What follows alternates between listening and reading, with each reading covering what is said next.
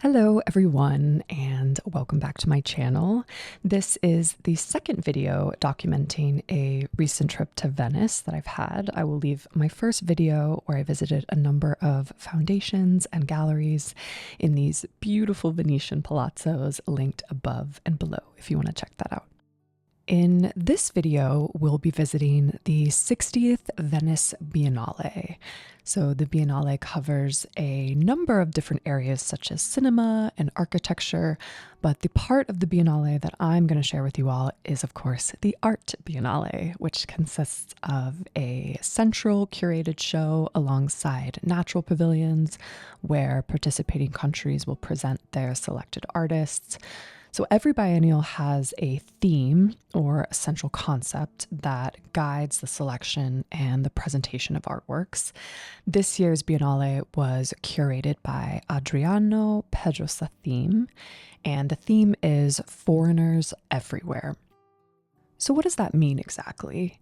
The theme focuses on, quote, artists who are foreigners, immigrants, expatriates, or part of the diaspora, as well as those considered outsiders in various contexts, such as queer artists and folk or outsider artists. The theme dives into migration, decolonization, and the experiences of being an outsider, reflecting on how these factors influence artistic creation and perception. I feel like this Biennale has gotten very mixed feedback, but I personally really enjoyed it, and I will get into more details about why after you've seen more of it. And believe it or not, in this video, we're only visiting part of the Biennale because it is so huge. The central exhibit takes place across two large venues called the Central Pavilion, which is where we are now, and the Arsenale, which we will visit in my next video. In this video, we'll also be visiting 22 permanent country pavilions, most of which have been around since 1907, about 10 years after the Biennale started in 1895. The first permanent pavilion was the Belgian pavilion, which we will also see today. Another unique thing about this particular Biennale is that many of the artists featured in the central exhibit in the Central Pavilion, as well as the Arsenale, have never participated in this part of the exhibition before. And given that the Biennale featured over 332 artists this year, I will only be highlighting a few, and this is definitely not a fully comprehensive overview because that video would be days long, but I hope you enjoy it.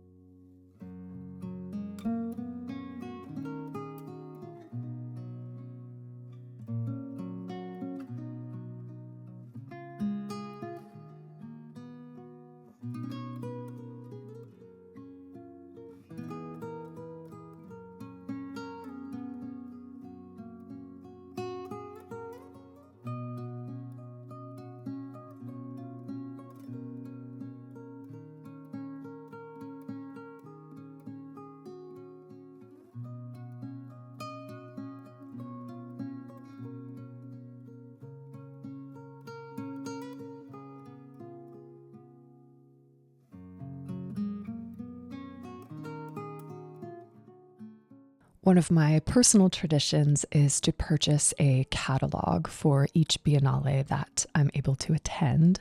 I also loved these vintage posters of past biennales, especially the ones from the 20s and the 30s.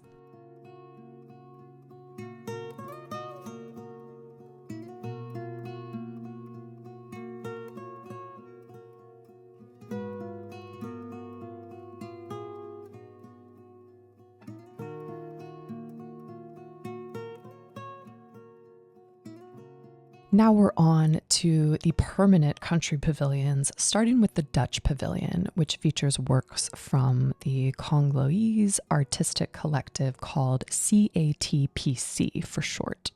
This presentation features a series of sculptures made of materials like palm oil, sugar, and cacao, which are goods historically linked to colonial exploitation. The works are meant to symbolize a journey of moving from a painful past towards a sustainable future, embodying the collective's vision of reclaiming and reforesting their ancestral lands.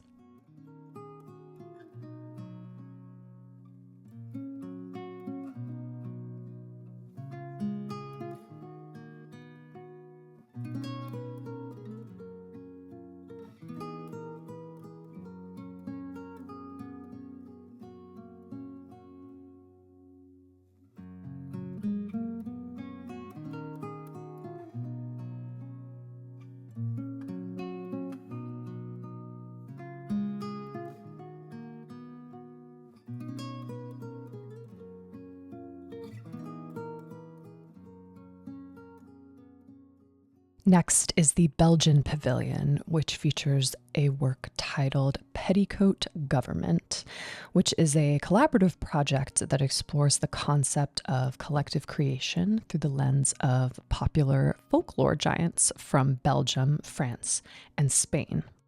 This is a multi-dimensional exhibit which is meant to expand the traditional exhibition format by featuring not only sculpture, but curatorial practices, architecture, typography, and cartography.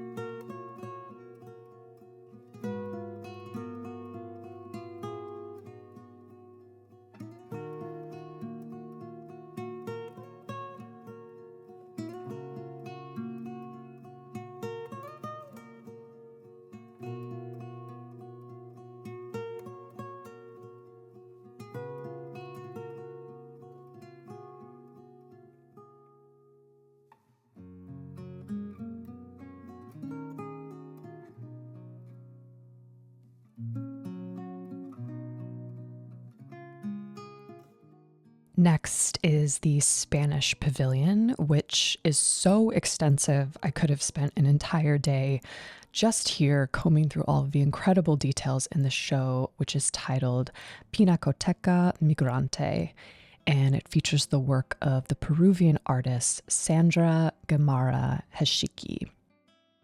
Her works critically examine, quote, Spain's colonial history by reimagining paintings from the Spanish national heritage spanning from colonial times to the Enlightenment, in order to make silenced cultures more visible and question colonial narratives and historical modes of representation.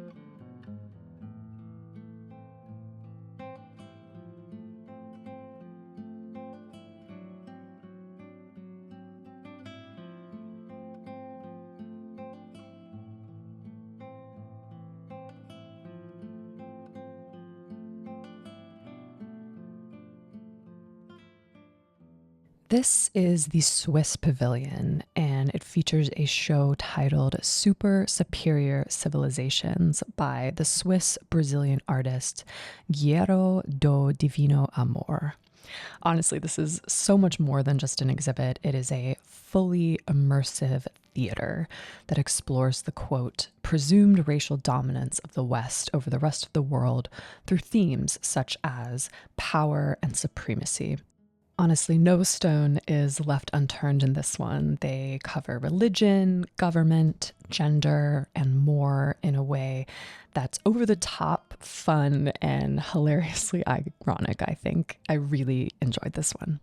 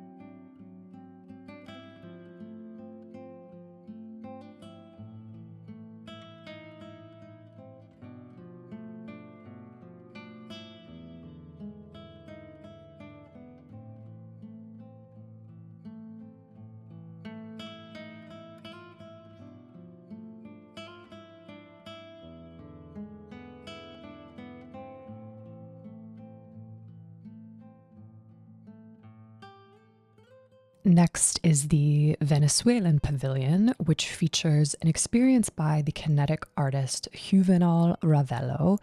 The exhibition invites visitors to engage with these dynamic installations that, quote, explore the interplay of light, color, and form.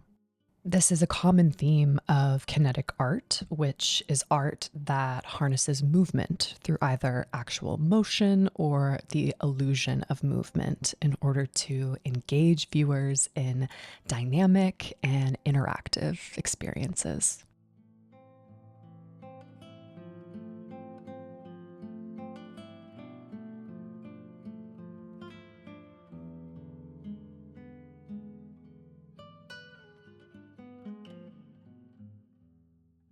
The next pavilion is actually the Russian pavilion, but in 2022, the artists and the curator of the pavilion resigned in protest against the invasion of Ukraine.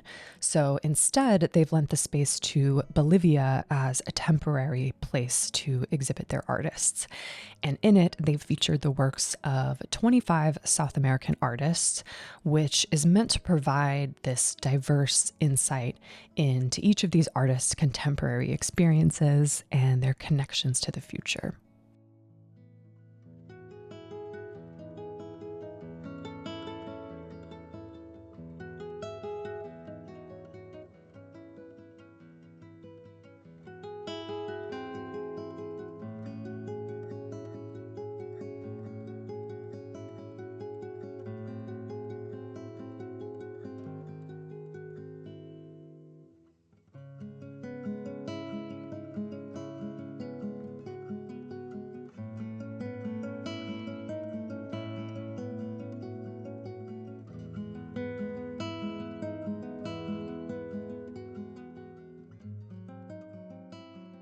The Danish pavilion features a photography exhibit titled Rise of the Sunken Sun by the Greenlandic artist Inutik Storch. So the exhibition explores, quote, Greenlandic identity, history, and everyday life, presenting a poetic and raw portrayal of the community's spiritual connections with nature and ancestry. You may be thinking, why would the Danes dedicate their pavilion to an artist from Greenland? In brief, Denmark and Greenland share a complex history, starting with Denmark colonizing Greenland. So while they're now an autonomous territory within the Kingdom of Denmark and they govern themselves, Denmark still retains authority over their foreign policy and defense.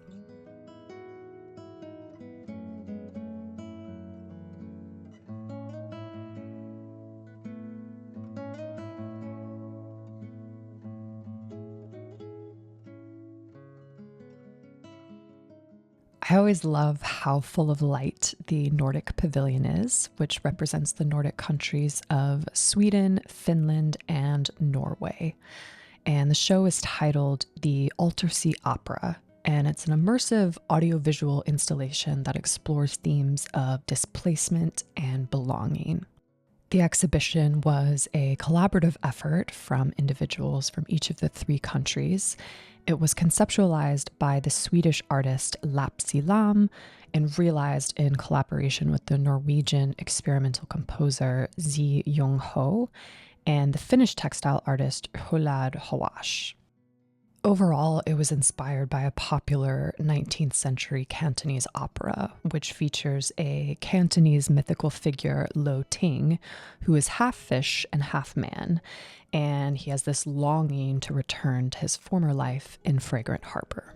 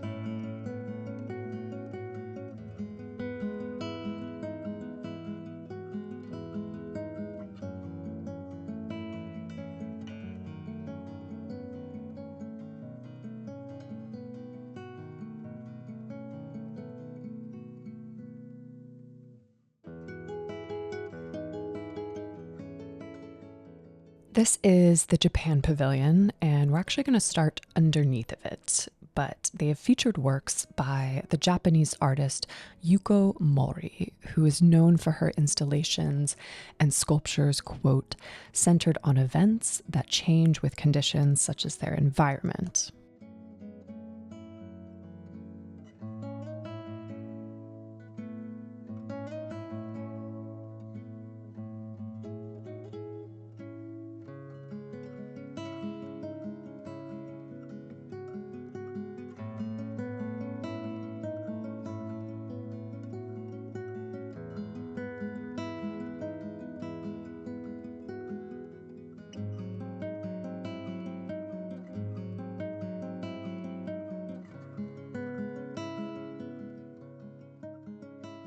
It's hard to tell through this video, but there's a variety of sensations being stimulated with each of her sculptures. There's sound, light, movement, and smell. And this is meant to highlight the interconnectedness and the movement of people and ideas.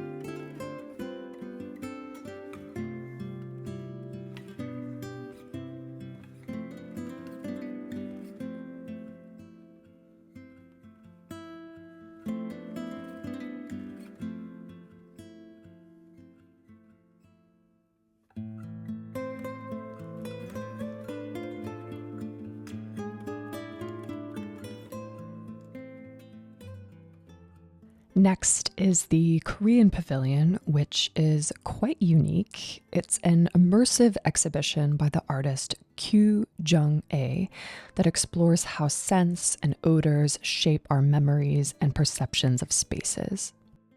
So you'll have to trust me on this one since you can't smell anything through whatever device you're watching this on. This installation consists of 17 distinct scent concepts that are meant to evoke different urban environments. And the purpose is to explore the sensory experiences that define our interactions with unfamiliar environments and how, in general, our senses shape our understanding of both familiar and foreign places. This is the German Pavilion, which is another immersive exhibit, and it's titled Thresholds, and it explores themes of, quote, national identity, trauma, and the complexities of borders. In order to reflect on the transient nature of identity and the continuous movement of people and ideas across boundaries. It features works from a number of artists, but two that really stood out to me were the following, which are in this room, which features works by the Israeli artist Yael Bartana. And it features this ship, which is inspired by Jewish mysticism and the Kabbalah. And it's embarking on a journey to new galaxies as a response to Earth's environmental and political crises.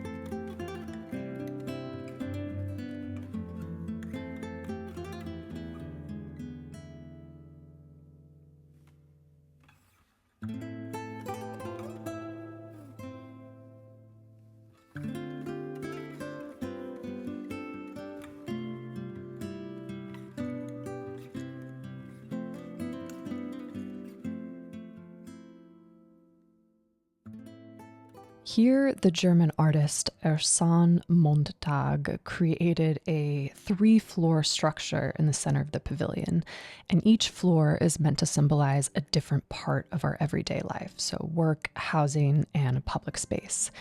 And in it, there are fragments of everyday life, and it's meant to reflect on the experiences of migrant workers specifically. It was inspired by his grandfather, who was a Turkish migrant worker who moved to West Berlin in the 1960s and ended up dying from the asbestos that he was exposed to at his job.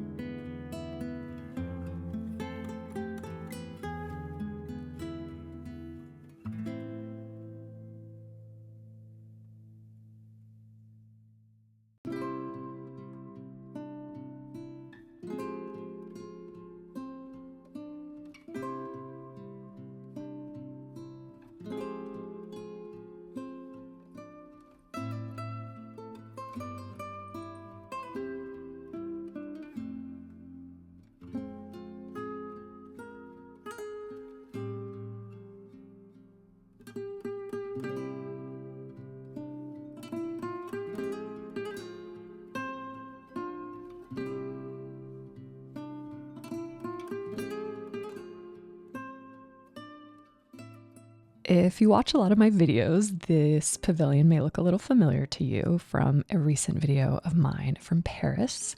This is yet another immersive exhibit. Are you starting to sense a theme?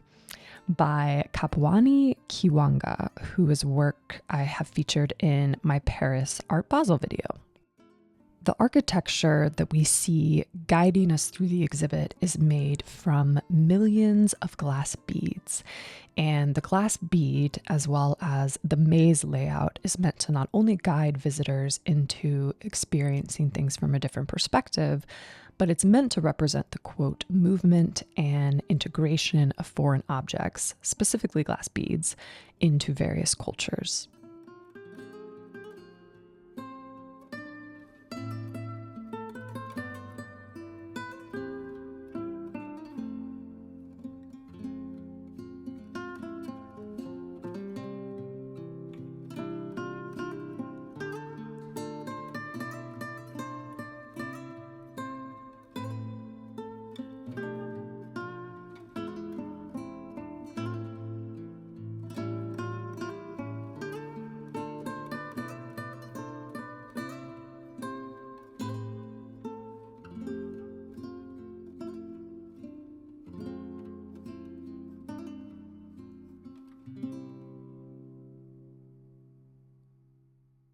We're now in the British Pavilion. We've actually entered through the back, which is how the show was intended to be entered.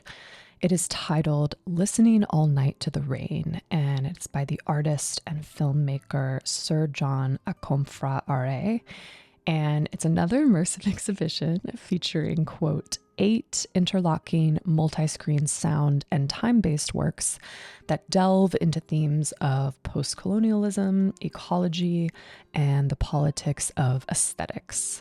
Kind of similar to the Korean Pavilion, this exhibit explores how sound and listening in general can help us transcend borders and connect us as humans.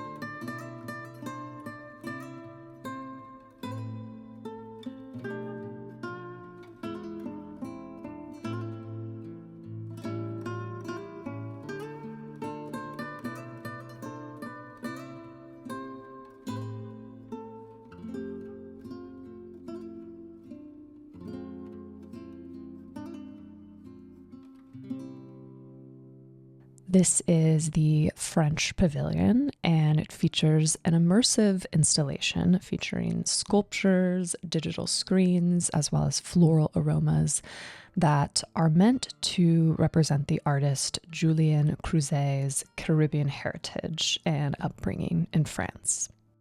The references to various elements of the ocean also symbolize oceanic voyages, which was a common way for culture to migrate and mingle, specifically in the past.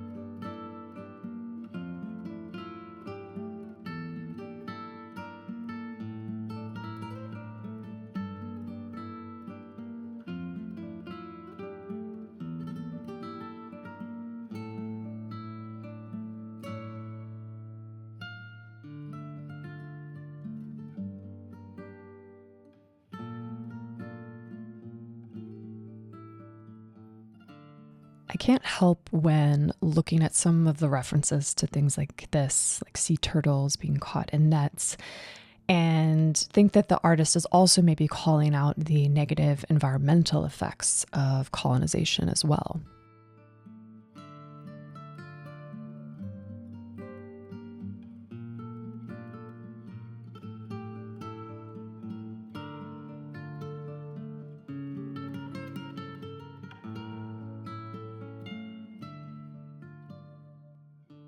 This is the Czech Pavilion, which presents, quote, "The heart of a giraffe in captivity is 12 kilos lighter," which is an immersive installation by the artist Eva Kotyokova, which reimagines the story of Lenka, the first giraffe brought to Czechoslovakia from Prague in 1954. And it explores the themes of, quote, captivity, decolonization, and the human-nature relationship.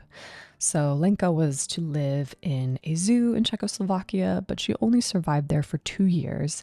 And after that, they exhibited her body in the National Museum of Prague until 2000.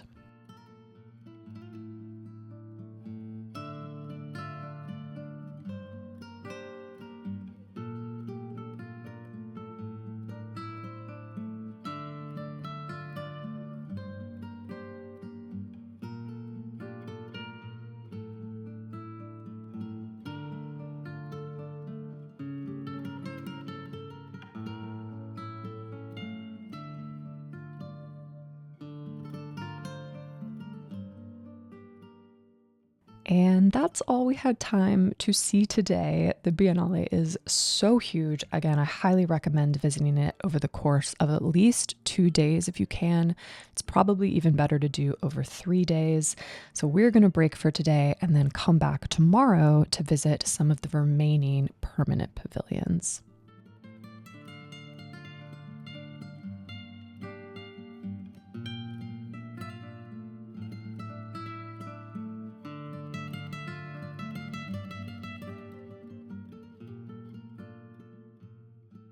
It is now the next day, and unfortunately, we don't have as nice of a day as we had yesterday. That was our only sunny day forecasted on this trip, but we're still going to make the most of it. Our first stop of the day is going to be the Pavilion of my home country, the United States of America, which features works by Jeffrey Gibson, who's an American artist of Cherokee and Choctaw descent. So each of the works featured are meant to explore, quote, indigenous histories and identities within both American and international contexts.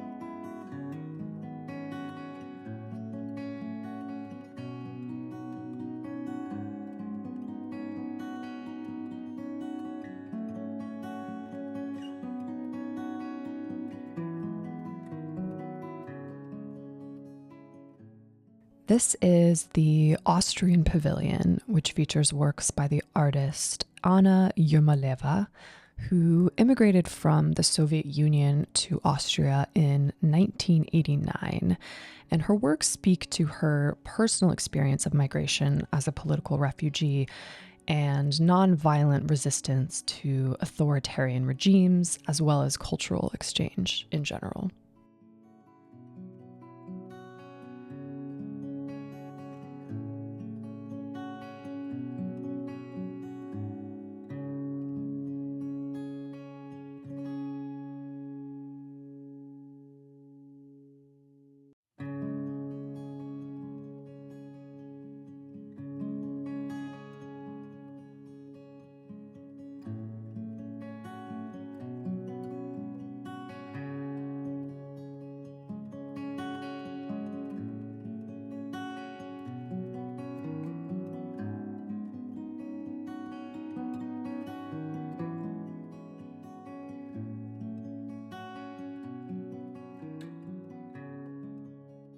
This work was my favorite of hers. It is titled Ribs, and it features repurposed Soviet-era X-ray film records, which were used to record and distribute Western music like the Beatles during the Soviet Union's ban on that kind of media. And so they were created by etching music onto discarded X-ray films. So this work is meant to speak to resilience and the power of the underground circulation of art and ideas.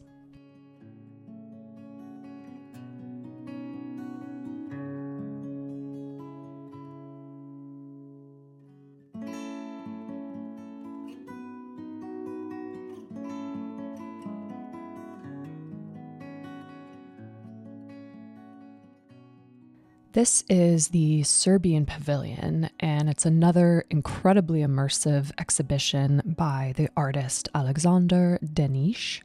And so Deniš recreated an Eastern European border town from the 1990s in order to have visitors experience a common space and a place of transit where various cultures collide.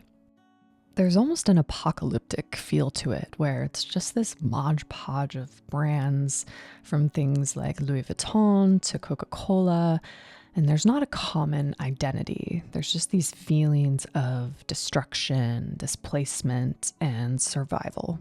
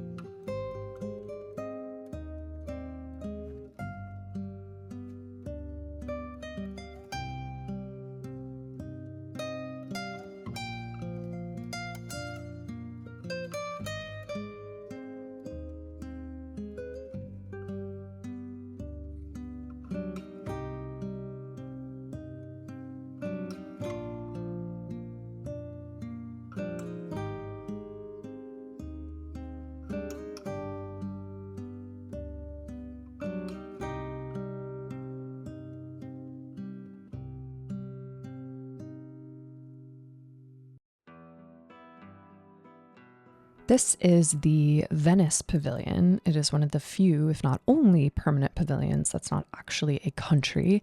But if you are hosting the whole show, then you probably deserve your own pavilion. So this pavilion explores the concept of belonging and home outside of the context of geography, of physical space or possessions. And instead, it looks at it through the lens of an emotional state. So where you belong and have a home because you feel free to be yourself. And they've used the works from 3 artists from the Accademia di Belle Arti in Venice to represent the languages of poetry and paintings, things that can provide an emotional refuge and therefore a home and a sense of belonging to those that seek it.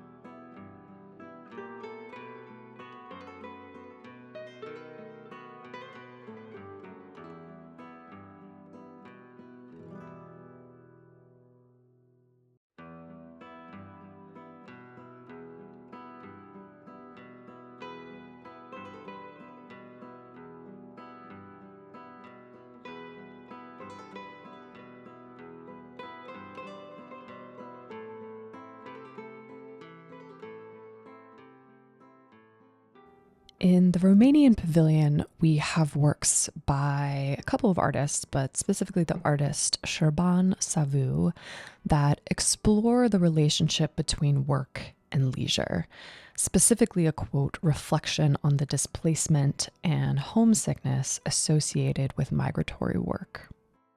The pavilion features 40 paintings that Savu has created over the past 15 years. And I love how they've built this entire wall around the works, and it's become their frame. I've never seen anything like that before, and I enjoyed it.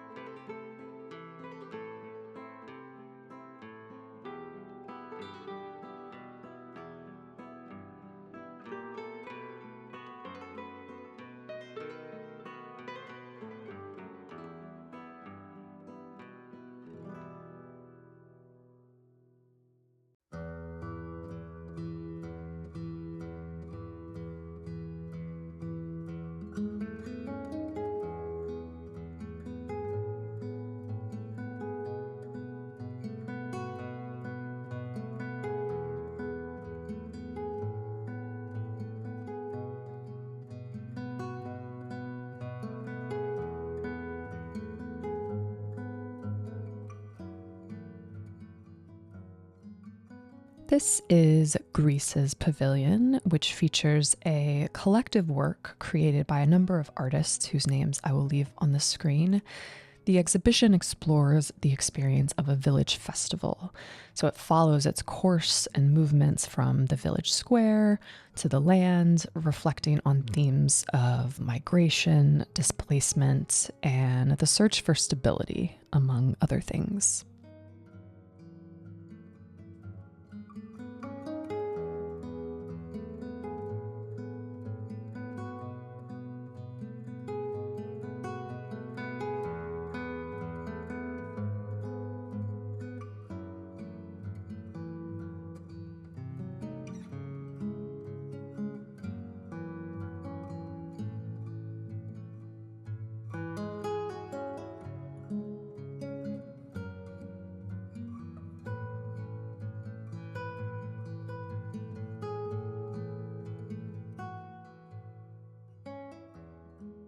This is the Brazilian pavilion, and they've renamed their pavilion to the Hanawapua Pavilion. I'm sorry, I butchered that.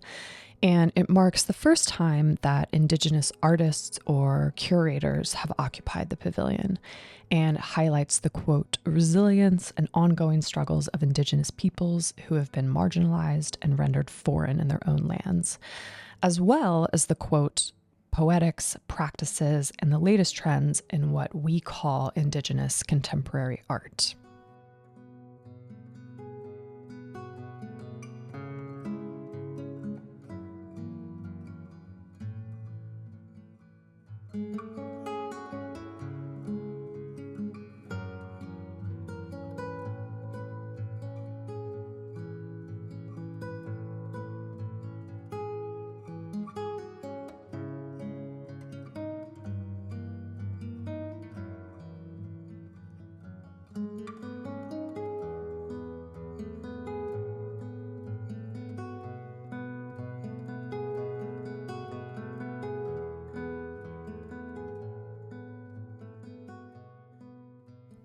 And that is all for this video, but don't worry, we are going to visit the second part of the Biennale in my next video, and it's in that I will share my overall thoughts of the Biennale as well, so keep an eye out for that. For now, we are going to head to dinner at another favorite spot of mine in Venice. They make the most incredible pork chop, which you wouldn't usually think to order in Venice, but it is delicious, although it is absolutely massive.